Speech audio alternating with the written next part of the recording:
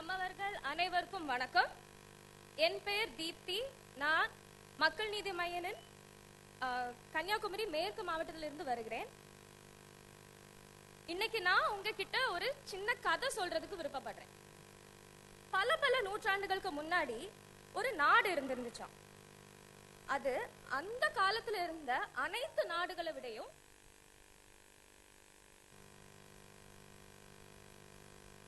ரொம்ப முன்னேறிய நாடா இருந்துச்சாம். அந்த நாட்டு மக்களுக்கு பஞ்சம்னா என்னன்னு தெரியாது, பசினா என்னன்னு தெரியாது, நிறைய வேலை வாய்ப்புகள் இருந்துச்சாம்.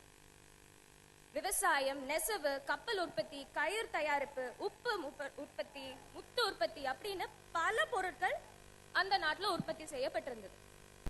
எந்த அளவுக்கு அவங்க செழிப்பா இருந்தாங்க அப்படின்னா, உலகத்திலேயே உள்ள அனைத்து நாடுகளும் இந்த நாட்டோட வர்த்தகம் செய்ய ஆசைப்பட்டிருக்காங்க.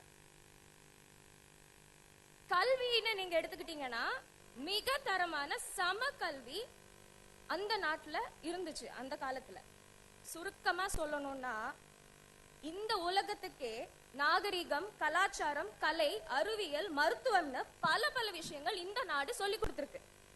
ஆனா காலங்கள் மாறும்போது கோலங்கள் மாறும் இல்லையா? அப்படி மாறி மாறி இந்த நாட்டு மக்களோட நிலைமை இப்ப எப்படி இருக்குங்கிறத நான் கொஞ்சம் சொல்றேன், கொஞ்சம் கவனமா கேளுங்க. ஒரு காலத்துல ராஜாக்கள் மாதிரி வாழ்ந்த அந்த மக்களோட அடையாளம் கொஞ்சம் கொஞ்சமா குறைக்கப்பட்டது. அது எப்படி சாத்தியம்? முதல்ல அவங்க கலாச்சாரத்தோட அடித்தளமான மொழியோட முக்கியத்துவம் குறைக்கப்பட்டது. அடுத்ததா அவங்களுக்குன்னு சொந்தமான வேலை வாய்ப்புகளை பெரிய பன்னாட்டு நிறுவனங்களுக்கு விற்கப்பட்டது. இதுக்கு விளைவு என்ன? வேலையில்லா பட்டதாரிகளோட எண்ணம் கூடுதல். சிறு தொழில்கள் நிறைய கம்மி ஆயிட்டே வந்துச்சு. இனி கல்வியை பத்தி பேசணும்னா, சமமான கல்விங்கிற பேர்ல அதோட தரத்தை ரொம்ப கம்மி பண்ணிட்டு ஒரு பொது தேர்வை கூட எதிர்கொள்ள முடியாத அளவுக்கு அனைத்து இளைஞர்களையும் தள்ளப்பட்டிருக்கு. எங்கேயோ கேட்டது மாதிரி இருக்கு இல்லையா? இது கதை இல்லைங்க, நிஜம். உங்களையோடைய நிஜம், என்னோடைய நிஜம், நம்மளோடைய நிஜம். இந்த நிஜத்துல கடைசியில என்ன ஆச்சு தெரியுமா? அங்க தொட்டு இங்க தொட்டு நம்ம கலாச்சாரத்தோட ஒரு முக்கிய அம்சமான ஜல்லிக்கட்டை நிறுத்த ட்ரை பண்ணாங்க. அங்க என்ன நடந்தது நம்ம எல்லாருக்கும் தெரியும். ஜல்லிக்கட்டு போராட்டத்துல நானும் இருந்தேங்க. அங்க ஒரே குரல், ஒரே மனம் என்னதாட்டு கேட்டது தெரியுமா? மாற்றம் வேண்டும். அதேதான். சோ அங்க நான் என்ன கேட்டேனோ, எந்த ஒரு உணர்வு ரொம்ப தெளிவா தெரிஞ்சதோ அதே உணர்வு இங்கேயும் உங்ககிட்ட தெரியுது. மாற்றம்னு நம்ம சொல்றது ஒரு நிரந்தர மாற்றத்தை தான் நம்ம எல்லாருமே எதிர்பார்க்கிறோம். அந்த நிரந்தர மாற்றம் வேணும் அப்படின்னா முதல்ல இருந்து கீழே இருந்து ஆரம்பிக்கணும். அதுக்கு தரமான சமமான கல்வி முதல்ல நமக்கு தேவை. சமமான கல்வினா என்ன? ஜாதி மத வேறுபாடு இல்லாம, ஏழை இல்ல பணக்காரன் அந்த எந்த ஒரு வித்தியாசம் இல்லாம எல்லா குழந்தைக்கும் ஒரே மாதிரியான கல்வி தேவை. அதே மாதிரி தரமான கல்வினா என்ன? பூமு மாடு மாதிரி என்ன யாரு சொன்னாலும் அம்மஞ்சாமி போடுற இளைஞரையா உருவாக்க வேண்டியது இல்ல.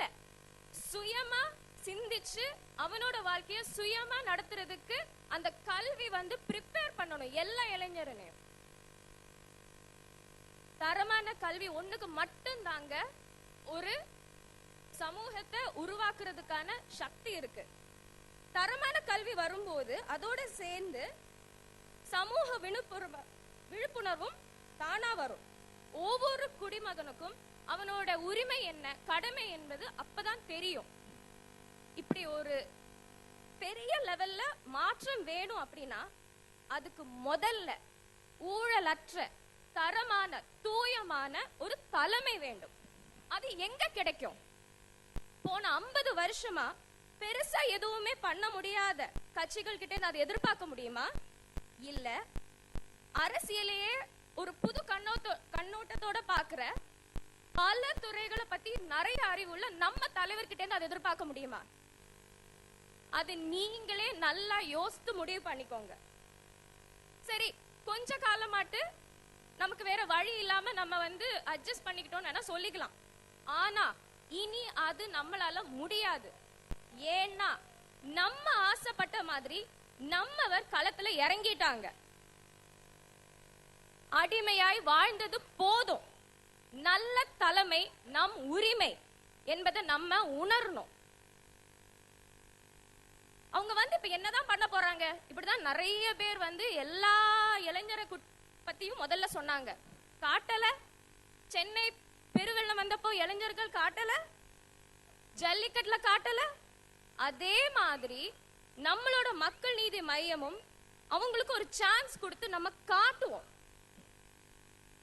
வர தேர்தல்ல நம்ம ஒன்னா நின்னு மாற்றத்தை நோக்கி நம் பயணத்தை ஆரம்பிப்போம்.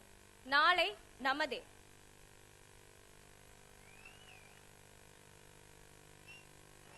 நன்றி.